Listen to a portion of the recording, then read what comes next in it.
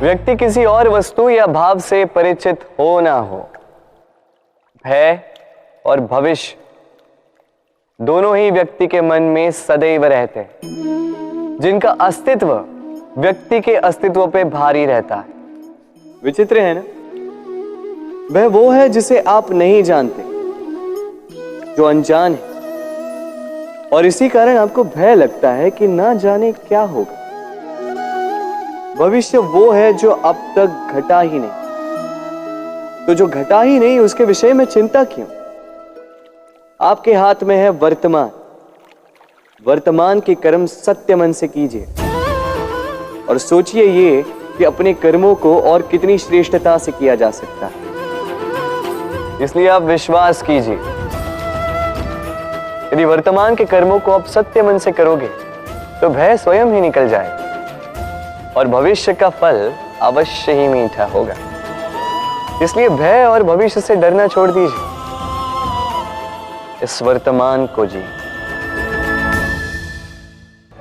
जीवन में हम कई लोगों से मिलते हैं। आप भी ऐसे कई लोगों से मिले होंगे जिन्होंने स्वयं को असफल मान लिया, निराश हो चुके, जिन्होंने ये स्वीकार कर लिया है कि इस जीवन में उनसे कोई कार्य हो ही नहीं पाएगा, वो कुछ कर ही नहीं सकते, किसी कार्य के वो योग्य ही नहीं। किंतु ऐसा नहीं, इस संसार में ऐसा कुछ भी नहीं है जो योग्य नहीं है। कोई ऐसा अक्षर नहीं है जो किसी मंत्र का भाग ना हो, कोई ऐसी जड़ी बूटी नहीं है जो औषधि ना हो, कोई ऐसा विष नहीं है जो समय आने पर अमृत ना बन जाए। और इसी प्रकार कोई व्यक्ति अयोग्य नहीं होता, उसे अयोग्य बनाती है उसकी सोच। इसलिए स्वयं को जानो, जान जाओगे कि आप क्या हो। अपने अंतर मन को जगाएं। आप देखेंगे कि जिस संसार की नींव ही बनी है आशा से, उस संसार में निराशा, हताशा और हार जैसा कोई भाव अस्तित्व ही नहीं रखता। इतना सुंदर पुस्तक है, सुंदर आवरण है, सजाए हुए पृष्ठ है,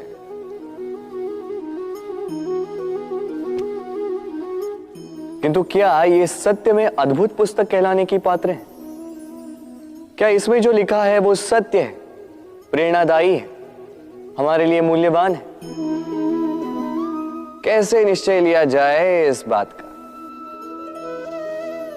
अब आप सोचेंगे कि सीधी सी बात है, आवरण को देख के पुस्तक की गुणवत्ता कैसे जानी जा सकती है?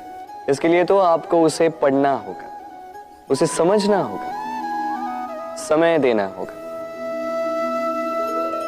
है ना? बिल्कुल उचित सोच रहे हैं आप।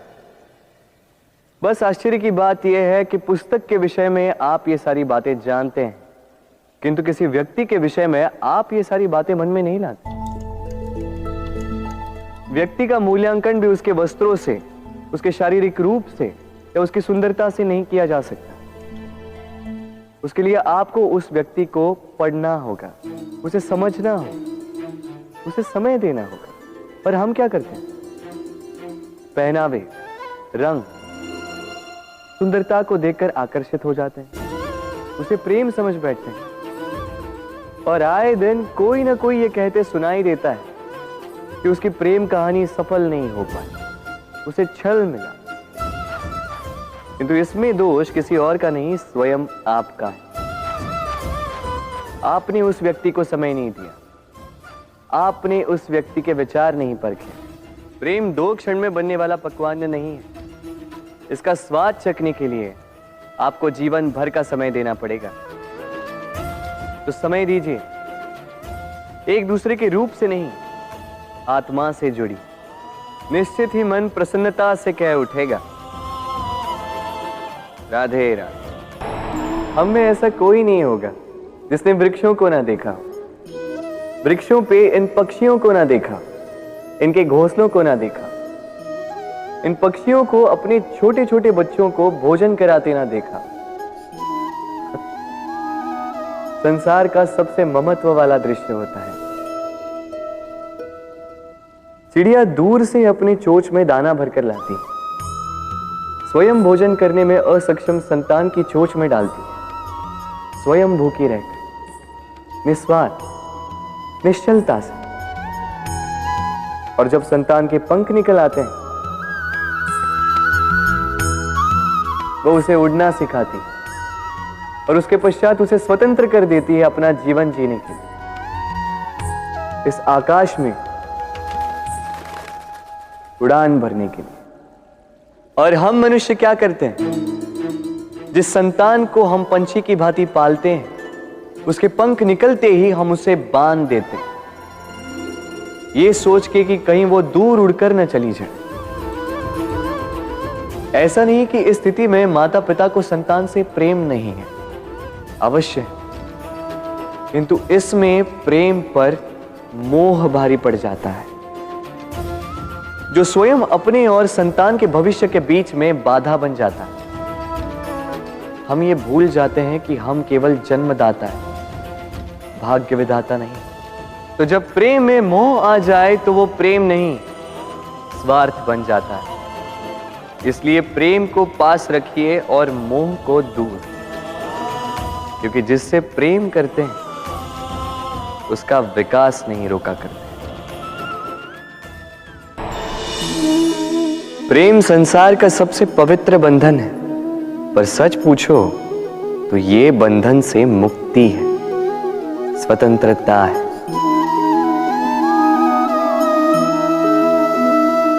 नहीं समझे?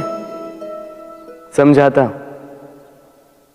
यदि कोई आपका प्रेम ठुकरा दे, यदि कोई आपका प्रेम समझ ही ना पाए, तो क्या होगा? कुछ उदास हो जाएंगे, कुछ छल करके प्रेम पाना चाहेंगे, तो कुछ बलपूर्वक प्रेम पर अधिकार करना चाहेंगे। किंतु यह आवश्यक नहीं कि जिससे आप प्रेम करते हो उसे भी आपसे प्रेम, क्योंकि प्रेम कोई वस्तु नहीं है, न राज्य है, न धन जिसे आप बल से अपने वश में कर सको। प्रेम वो शक्ति है जो आपके लिए हर बंधन तोड़ सकती है, किंतु स्वयं किसी बंधन में नहीं फंसती। तो जिससे भी आप प्रेम करते हो उसे स्वतंत्र छोड़ दीजिए, क्योंकि स्वतंत्रता ही वो भाव है जो जीव को सबसे अधिक प्रिय है। प्रेम सच्चा होगा तो उसे अवश्य समझ में आए। तब तक के लिए निस्वार्थ भाव से प्रेम कीजिए, स्वार्थ हट जाएगा तो प्रेम आ ही जाएगा और मन प्रसन्न होकर बोलेगा, राधे राधे। जब भी प्रेम की बात आती है, हम सबसे पहले मन में एक नायक और एक नायिका का चित्रण कर लेते हैं। क्यों? आपके साथ भी यही होता है ना? पर क्या प्रेम केवल नायक नायिका के आकर्षण का बंधन है? नहीं, प्रेम तो परिवार से हो सकता है, माता पिता भाई बहन से हो सकता है, सखा मित्रों से हो सकता है, देश और जन्मभूमि के लिए हो सकता है, मानवता के लिए हो सकता है, किसी कला के लिए हो सकता है, इस प्रकृति के लिए हो सकता है। पर प्रेम कभी उस पन्ने पर लिखा ही नहीं जा सकता जिस पर पहले ही बहुत कुछ लिखा हो। जैसे एक भरी मटकी में और पानी आ ही नहीं सकता। तो यदि प्रेम को पाना है तो मन को खाली करना होगा, अपनी इच्छाएं, अपना सुख सब त्याग कर समर्पण करना होगा। अपने मन से व्यापार हटा दो, तभी प्यार मिलेगा और मन प्रसन्न होकर बोलेगा, राधे राधे।